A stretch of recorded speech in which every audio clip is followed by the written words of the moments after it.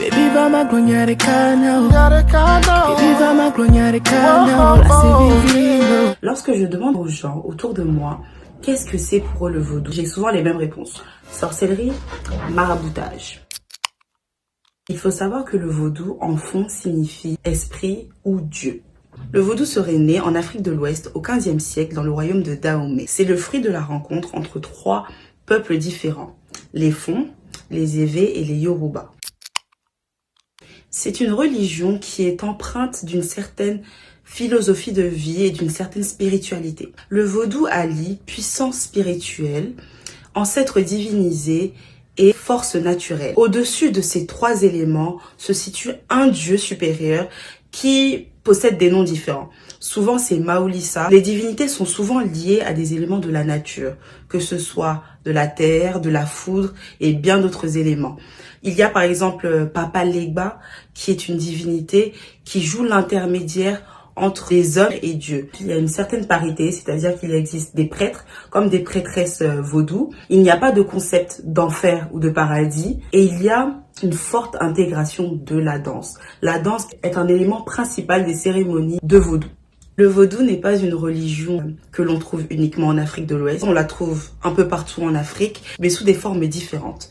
On la trouve également en masse à Cuba, au Brésil et en Haïti. Lors de la déportation des Africains esclavagisés vers les Amériques, le vaudou a vraiment été une forme de résistance et de résilience pour les Africains. Ainsi, lorsque ces Africains étaient déportés, le fait de s'accrocher à leur religion était une manière de rejeter les lois du colon et de rejeter également la religion du colon. La victoire de l'armée haïtienne contre l'armée napoléonienne. Haïti a eu son indépendance en 1804. C'est-à-dire bien avant nos 1960 là. Il faut tout d'abord savoir que l'armée haïtienne était dirigée par le grand Jean-Jacques Dessalines. Il a donc mené une armée de 20 000 Haïtiens et Haïtiennes face à 70 000 Français. L'armée de Napoléon à l'époque était la plus grande armée du monde. À ce qu'ils nous disent, on connaît les Français. L'armée de Napoléon était armée d'armes. Les Haïtiens n'avaient rien de cela. Mais comment est-ce qu'ils ont réussi? C'est grâce à leur spiritualité. On va commencer par, comme d'habitude, cette époque qui m'énerve, la colonisation, où pour permettre aux colons d'asseoir leur pouvoir colonial, il était préférable de tout simplement diaboliser ce que les Africains ont l'habitude de faire depuis des années. Si une personne a l'habitude de pratiquer une certaine coutume et d'avoir une certaine croyance, ce sera difficile pour une personne extérieure de venir et de lui imposer sa croyance à lui. À partir du moment où on t'explique que ta croyance est mauvaise, c'est beaucoup plus facile pour toi d'abandonner ce que tu as fait pendant des années. Je vous ai également parlé de la bataille de Vertières.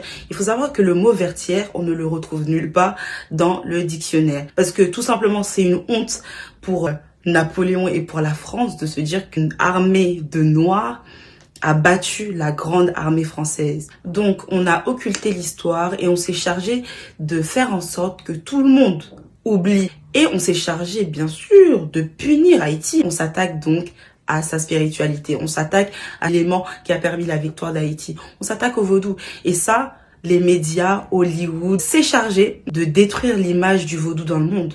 À Hollywood, le vaudou, c'est une poupée qu'on pique.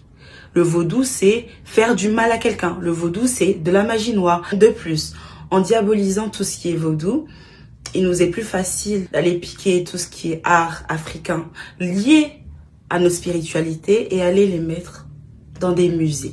Les œuvres d'art que nous rejetons parce qu'on nous a dit qu'ils étaient diaboliques, eux vont les exposer et vont faire de l'argent dessus.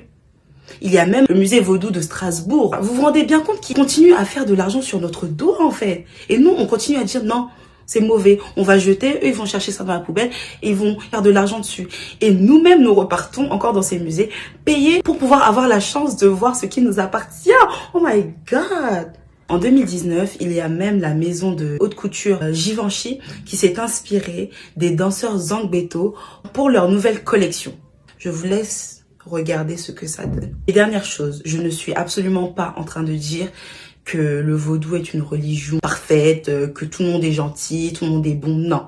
Bien sûr qu'il y a des dérives. Bien sûr que certaines personnes peuvent utiliser ce savoir ancestral-là pour faire du mal à d'autres personnes. Mais ce n'est pas pour autant qu'il faut prendre ces cas particuliers et les généraliser à la croyance de millions de personnes.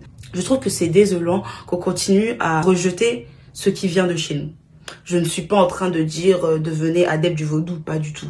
Je suis juste en train de dire, ok, tu peux avoir ton avis sur le vaudou, mais tu dois connaître le vaudou. Tu ne peux pas me dire que le vaudou, c'est de la magie si tu n'as aucune connaissance de ce que c'est. Voilà, bref, vous avez capté. On se revoit vite. On espère que le Covid va quitter les lieux pour qu'on puisse aller manger un peu dans les lieux chics, quoi. Yeah, yeah, yeah, oh. Baby, mama, when you're the kind of. Baby, mama, when you're the